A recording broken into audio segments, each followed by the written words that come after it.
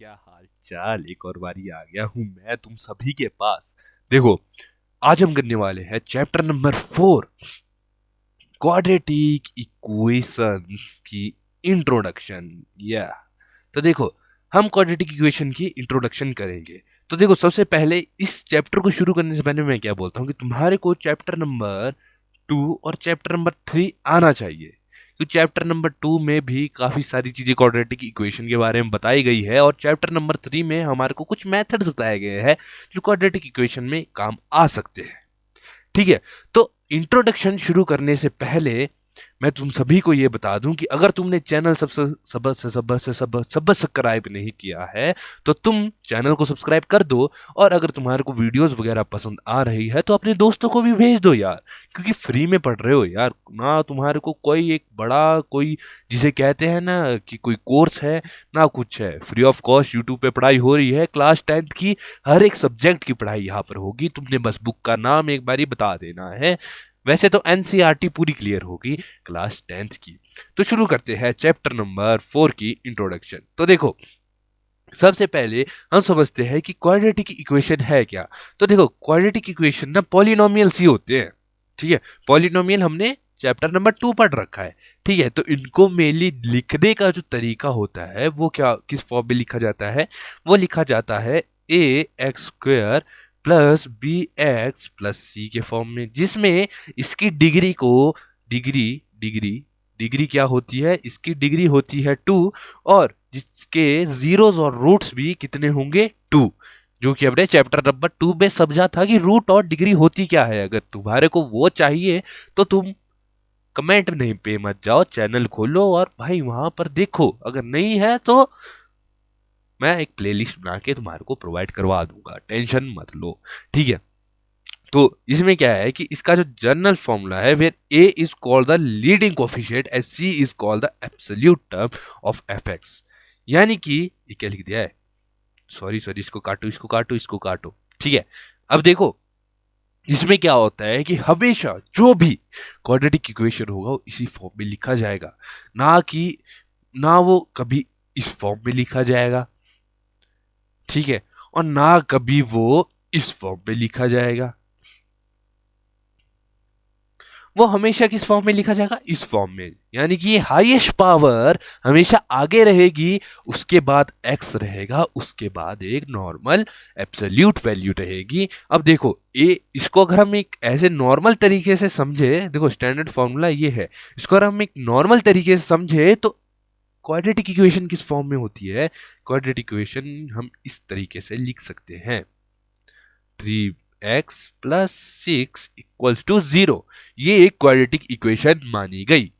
ठीक है, ना कि कभी क्वाड्रेटिक इक्वेशन हम इसको हम कभी क्वाड्रेटिक इक्वेशन नहीं मान सकते। मैं तुम्हारे को बताता हूं, इक्वल्स टू -6 इसको हम कभी क्वाड्रेटिक इक्वेशन नहीं मानेंगे जब तक इसको हम इस फॉर्म में चेंज नहीं करते हैं। ठीक है, अब हम बढ़ते हैं क्वाड्रेटिक इक्वेशन को सॉल्व करने के फॉर्मूलाज की ओर। अब क्वाड्रेटिक इक्वेशन को सॉल्व करने के दो फॉर्मूलाज है। एक फॉर्मूला तुम्हारे को मैंने चैप्टर नंबर 2 में बताया है, अगर नहीं बताया तो कोई टेंशन नहीं, तुम्हारा भाई फिर आ गया है, तुम्हारा भाई तुम्हारे को फिर से बताएगा। ठीक है, तो चैप्टर नंबर 2 में तुम्हारे को एक फॉर्मूला बताया था। उसमें क्या होता था कि हम जो फर्स्ट टर्म है और लास्ट टर्म है उसको आपस में मल्टीप्लाई कर देंगे। यानी कि 8 और एक्स स्क्वायर को, -8 और एक्स स्क्वायर को आपस में मैं मल्टीप्लाई कर देता हूं, तो मेरे पास क्या आता है? मेरे पास आ जाता है -8 एक्स स्क्वायर। अब मैं क्या लिखता हूं कि एक्स स्क्वायर को नॉर्मल रहने देता हूं और -8 को नॉर्मल ऐसे लिख देता हूं। मेरे पास किस चीज की कमी हुई? -2x की। इसको भी मैं यहाँ पर -2x लिख देता हूं। अब मैं क्या करूंगा, देखो ध्यान देना, मैं क्या करूंगा कि इस -2x को कुछ इस प्रकार से खोलूंगा कि अगर अगर मैं इसको 2 डिजिट्स में खोलूंगा, 2x को दो दो डिजिट्स में खोलूंगा, उन 2 डिजिट्स को अगर मैं आपस में मल्टीप्लाई करूं तो मेरे पास 8x स्क्वायर आना चाहिए, मतलब -8x स्क्वायर आना चाहिए, और आपस में प्लस या माइनस करूं तो मेरे पास -2x आना चाहिए। अब ऐसा नंबर मेरे पास क्या आएगा वो चीज हमने सोचनी है। ठीक है, अब वो चीज हमने सोचनी है। उस चीज को करने का एक तरीका क्या है कि हम 8 का फैक्टराइजेशन कर लेते हैं। 8 का फैक्टराइजेशन कर लेते हैं तो 2 4 जा 8, 2 2 जा 4, 2 1 जा 2, हमारे पास 2 इंटू 2 इंटू 2 आ गया। ठीक है, इसको मैं नॉर्मल वे में कर रहा हूँ और तुम्हारा दिमाग में एकदम जिसे कहते हैं गोली की तरह चलता है, तो तुम्हारे को इतना कुछ करने की जरूरत नहीं है। अब मैं इधर से क्या एक अनुमान लगा सकता हूँ कि मेरे पास दो डिजिट्स क्या हो सकती है। एक डिजिट मेरे पास 4 हो सकती है और एक डिजिट मेरे पास 2 हो सकती है। ठीक है, अगर मैं इन दोनों को आपस में प्लस या माइनस करूं तो मेरे पास -2x आना चाहिए, और अगर आपस में मल्टीप्लाई करूं तो -8x² आना चाहिए। यानी कि अगर मैं इधर लिख देता हूं कि +2x - 4x, अब मैं इसको जब सॉल्व कर रहा हूं तो प्लस माइनस माइनस, यानी कि -4x प्लस 2x को अगर मैं माइनस या प्लस करता हूं तो मेरे पास आता है, क्या आता है, मेरे पास कुछ तो आता होगा ना।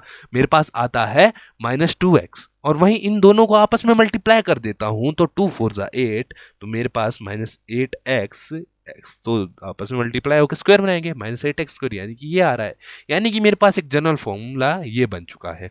अब इसमें मैं क्या करूंगा, स्टार्टिंग इन दो टर्म्स और इन दो टर्म्स में कॉमन फाइंड आउट करूंगा। इसमें मेरे को कॉमन x मिल रहा है, तो मेरे पास अंदर x+2 बचेगा। ठीक है, इधर मेरे पास कॉमन -4 मिल रहा है, तो मेरे पास अंदर कॉमन -4 मिला, तो मेरे पास अंदर x+2 बचेगा। अगर हमारे पास ये दो डिजिट्स सेम आ रहे हैं, यानी कि हम ये बोल सकते हैं कि हमने जो स्प्लिट किया है, यानी कि ये जो स्प्लिट किया है ना, 2x और -4x लिया है, ये हमने सही लिया है। ठीक है, तो अब ये आ चुका है, तो इसको हम किस फॉर्म में लिख सकते हैं, हमारे पास एक रूट आ जाएगा x-4 और एक आ जाएगा x+2। अब इसमें हम क्या करेंगे, इन दोनों को 0 के साथ इक्वेट कर देंगे, तो हमारे पास एक में x की वैल्यू आनी चाहिए 4 और एक में x की वैल्यू आनी चाहिए -2। ये हमारा था फैक्टराइजेशन मेथड, जिसको हम ये भी बोलते हैं स्प्लिटिंग द मिडल टर्म। ठीक है, फैक्टराइजेशन के साथ इसको हम क्या बोलते हैं, स्प्लिटिंग द मिडल टर्म। ठीक है, द मिडल टर्म, बस। ठीक है, ये था हमारा फैक्टराइजेशन मेथड। अब हम बढ़ते हैं क्वाड्रेटिक फॉर्मूला की ओर, क्योंकि ये दो तरीके से बढ़ता है, क्वाड्रेटिक फॉर्मूला और सब्ट्रैक्शन फैक्टराइजेशन मेथड। अब क्वाड्रेटिक फॉर्मूला हमारे पास क्या होता है, क्वाड्रेटिक फॉर्मूला हमारे पास होता है, मैं पेन चेंज कर लेता हूं फिर तुम्हारे को ढंग से बताता हूं। क्वाड्रेटिक फॉर्मूला हमारे पास होता है कि x equals to -b plus minus under root of b² - 4ac divided by 2a। ठीक है, अब इसमें x क्या है, तो हमारे पास जनरल इक्वेशन क्या होती है, ax² plus bx plus c equals to 0। तो इसमें ये वाला x यही वाले x है, ये वाला b यही वाला b है, ये वाला c यही वाला c है, और ये जो a है, ये वाले a ये है। ठीक है, अब इसमें हमारे को एक और चीज होती है d। ठीक है, अब हम सबसे पहले d निकालते हैं। क्यों, देखो अगर हमने d क्यों निकाला, तो d का अगर तुम फॉर्मूला ध्यान से देखो, तुम्हारे पास क्या है, b² - 4ac। तो अगर इसको ध्यान से देखो तो ये यही नहीं है ना भाई, यही तो सेम ही तो है, यानी इसको हम d भी तो लिख सकते हैं। ठीक है, अब देखो d हम क्यों निकालते हैं, d अगर हम निकालते हैं तो हमारे को क्या चीज पता चलती है, देखो अगर d की वैल्यू हमारे पास 0 से बड़ी आ गई, 0 से बड़ी आ गई, तो हम क्या बोल सकते हैं कि इसके रूट्स तो दो हैं, लेकिन वो दोनों रूट्स आपस से अलग है, दोनों रूट आपस में अलग है। जैसे कि हमने ये निकाले कि इसके रूट्स तो थे, लेकिन ये रूट्स आपस में अलग थे, एक 4 था और एक -2 था। ठीक है, और वहीं अगर d ही हमारा इक्वल्स टू 0 आ गया, तो हम ये बोल सकते हैं कि इसके भी दो रूट है, लेकिन दोनों ही रूट सेम है, यानी कि दोनों ही रूट सेम है, यानी कि दोनों ही 2 हो सकते हैं। ठीक है, अब इसका जो नेक्स्ट है वो क्या है कि अगर d छोटा हो जाए 0 से, यानी कि नेगेटिव वैल्यू आ जाए कोई, तो हम ये बोल सकते हैं भाई इसका रूट ही नहीं है, इसका रियल रूट होगा ही नहीं। अब इस चीज को हम समझे या नहीं, तुम्हारे ऊपर है। देखो इसको अगर हम नॉर्मली समझे तो हमारे पास फॉर्मूला क्या है, x equals to -b plus minus under root d upon 2a। ठीक है, अब तुम बोलोगे भाई d क्यों लिखा, क्योंकि डी की वैल्यू हमारे पास क्या है, डी की वैल्यू सिंपली हमारे पास है बी स्क्वायर माइनस 4ac। यही है ना डी की value, B square minus 4ac, तो अंदर भी तो यही है। ठीक है, तो अब हम क्या करेंगे इधर, अब हम सबसे पहले डी की वैल्यू निकालते हैं। अब जब हम डी की वैल्यू निकालेंगे तो हमने क्या करना है, हमने सिंपली चीजें इसमें पुट कर दी है, बी का बी स्क्वायर और 4ac। तो डी की वैल्यू जब मैं निकाल रहा हूं तो मेरे पास क्या आ रहा है, X square, X square minus 2x is equal to A is equal to 8। ठीक है, तो इसमें a मेरे पास 1 है, b मेरे पास -2 है और c मेरे पास -8 है। ठीक है, तो मैं इधर b की बजाय क्या लिख सकता हूं, बी स्क्वायर की बजाय -2 का स्क्वायर माइनस 4, a की बजाय 1 लिख सकता हूं और c की बजाय -8 लिख सकता हूं। ठीक है, अब मैं इसको सिंपली सॉल्व करता हूं, तो d की वैल्यू क्या आ रही है, 4 माइनस, अब 4 8 जा कितना होता है, तो 4 8 जा 32, यानी और ये माइनस में है प्लस 32। हमारे पास d की वैल्यू आ चुकी है 4 प्लस 32 यानी कि 36। तो हम क्या चीज कर सकते हैं कि d की वैल्यू, हमारी जो d की वैल्यू है वो 0 से बड़ी है, 0 से बड़ी है, यानी कि हमारे पास दो रूट्स तो आएंगे लेकिन वो दोनों रूट्स आपस में सेम नहीं होंगे।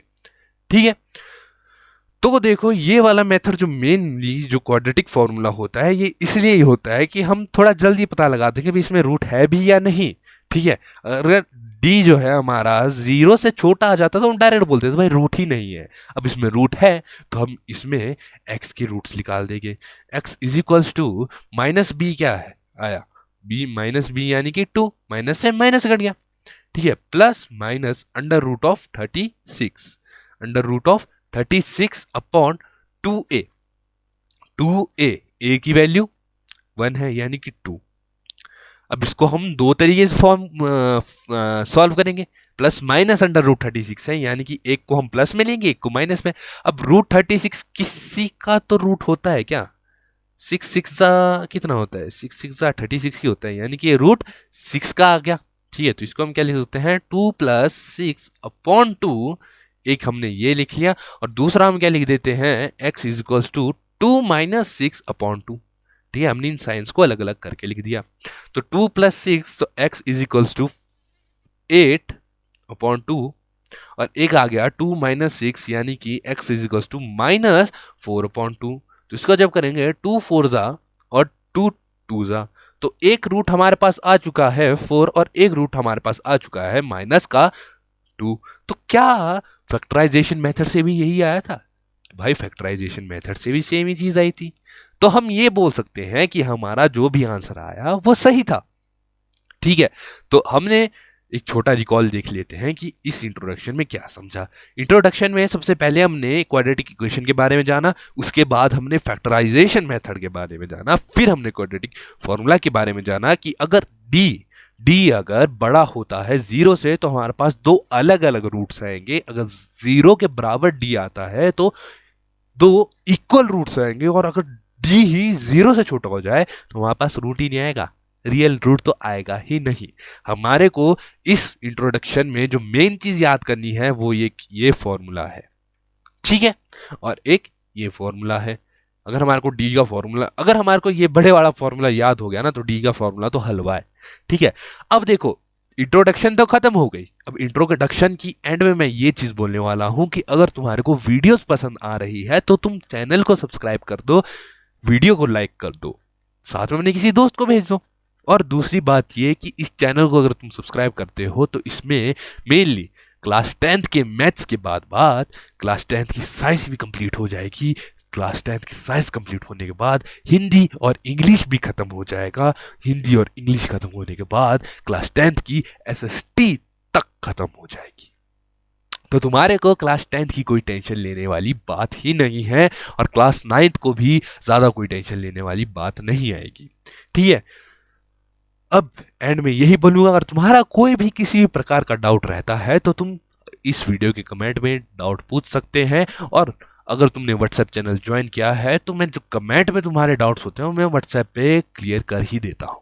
ठीक है, तो साथ ही साथ एंड में ये बोलता हूं कि at the end of the mathematics series मैं एक फॉर्मूला बुक या फॉर्मूला पीडीएफ तुम्हारे साथ शेयर करूंगा। अगर तुम उस पीडीएफ को अपने पास रखते हो तो ये अश्योरमेंट मेरी है कि तुम्हारे क्लास 10th में मैथ्स में 100 आउट ऑफ 80 से नीचे नंबर कहीं नहीं जाएंगे। इसी के साथ इंट्रोडक्शन वीडियो खत्म। जय माता दी, मिलते हैं नेक्स्ट वीडियो के साथ।